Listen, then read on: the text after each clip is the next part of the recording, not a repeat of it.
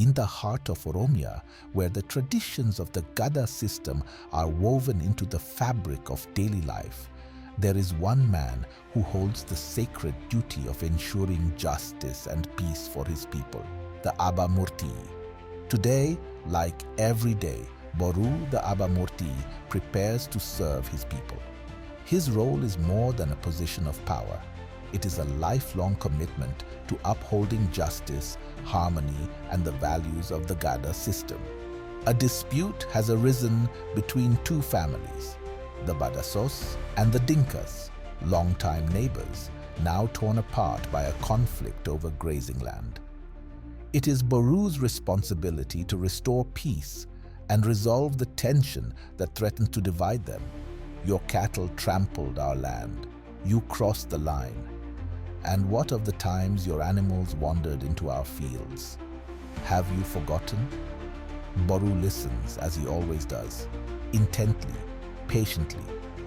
His role as Abbaa Murtii is not to rush judgment, but to listen to the pain, the frustration, and the heart of the conflict. Only then can true justice be found. Today, you have both spoken of pain, of trespass. But I ask you to remember the seasons past, when the rains failed and you shared your harvests, when you stood together as one people. The land is not what divides us, it is our own hearts. We will redraw the boundary, but not as a line that separates. It will be a line that reminds you of what you share, not what you claim. Together, you will tend to this land. Together, as neighbors, as friends, as brothers. This staff stands not to divide, but to unite. Let this be the last time you stand on opposite sides. In that simple handshake, years of tension dissolve.